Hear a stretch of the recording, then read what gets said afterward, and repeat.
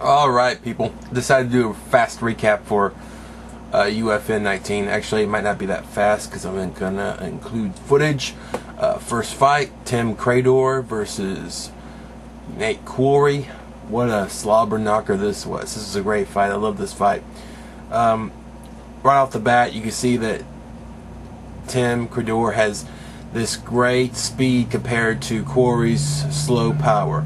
And they're just battling off each other like that. And early on, Tim gets the better of it and starts raining down, and you think Quarry's out of it. But he comes back in the later two rounds to do a little bit more to be able to take the win. But really good fight. Visit with Rich later tonight right here on Spike. Oh, he's hurt. Quarry's in big trouble. Nate Quarry got rocked. Tim Crador's been putting his combinations together way more than Nate Quarry, and it finally ended up. Trying to finish. He's got the choke. Can Quarry get out of this? Now he's got his back. Tim Crador in a great position to finish this fight. Dallas, Texas. Quarry pushing forward. Crador's speed and advantage again. Quarry's in big trouble. Oh, he catches Tim Crador. Crador goes down again. This is exactly what I'm talking about. That big right hand of Quarry. He was on the losing end of those exchanges, and he comes right back with a huge right hand. Vicious ground and pound like he showed against Jason McDonald. And we've seen that tonight. Crador swinging away. They're still on their feet. Just as impressed as I am with Quarry's right hand, you have to be impressed with Crador's chin, because he's taking a lot of shots that would knock out a lot of middleweights. That one right to the nose.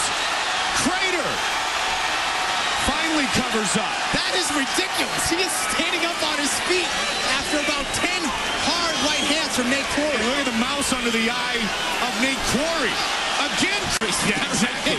Crador going to try to explode. He's got to be exhausted, though. He's reaching out. Head kick. Wow. He went for it, Kenny. Sadly, I don't see any of these guys ever contending for titles, but they're fun to watch, and that's why they had a great fight here. Also, we got to see Jake Ellenberger versus Carlos Condit. Really cool fight. Ellenberger has, like they said, a great right hand, and he took it to Condit, just took it to him. And but Condit shows really strong recovery, and once he was able to recover from that vicious stuff from the first round. Born and raised in Omaha, Nebraska, caught him with the right hand again, once and twice, 3 times. Huge shot. Is all about over. Can he finish? Ellenberger. Condit is in huge trouble here, Joe. Wow! That's a big shot, and this is the kind of power that Ellenberger has. He's going for a darts choke right now. He's trying to lock it up. He has to get a little bit tighter. But Condit is still in trouble. I believe he's still trying to find out where he is. He was able to kind of even it out and take the fight. Although, I mean, I'd say it's really a really close fight. And this is kind of like a good example about how close all the fighters that are at this level are. Because you would look at this on paper and say, well, this is a fight they're going to give Condit the win. And even though he did win, the fight was so razor sharp close that it just shows it could go either way. Also, then we had Roger Huerta versus Gray Maynard, and this is going to be probably Roger's last fight for the UFC. Going in, I was kind of disappointed in Huerta. I was thinking to myself, you know, it's kind of sucks that this guy is going to leave for Hollywood maybe and do something else, and he kind of leaving us fans in the lurch. And, you know, I felt that way for a while, but I do believe Roger really loves the sport. And he did not go out there like someone who was about to leave something. He left it all out in the cage. He tried his hardest, his damnedest to impose his will. And it's another close fight. I'd hate to be a judge tonight, because that was hard to judge. Because, you know, Roger was just taking over the octagon control area of this fight. Round 1 and 2 easily. But, you know, if he landed more punches is questionable. He did link more together, but I don't think they all landed. Meanwhile, you have Maynard, who very simple in his approach with 1-2s. Doesn't want to just go out there and win with wrestling or striking. He wants to be good at it all. Little slip. Huerta looking to, it appears to set up that left hand. Oh, he got caught. Maynard has had that time the last few times Huerta's come in, hasn't he, Kenny? There's that right hand. But Roger's still getting on it. You had a lot of people, you had a lot of shots that were loaded missing in this fight. I mean, it just seemed... One of the most dangerous weapons that Gray Maynard possesses, that right hand. He throws a beautiful right hand, and you can see a stiff jab as Roger was coming forward. Dropped. Like a lot of it, just a lot of stuff just going by really quickly. And if you blinked, you missed it. So it was really, you know, good job on their part for the head movement and the keeping on their balls of their feet to move around and dodge this stuff.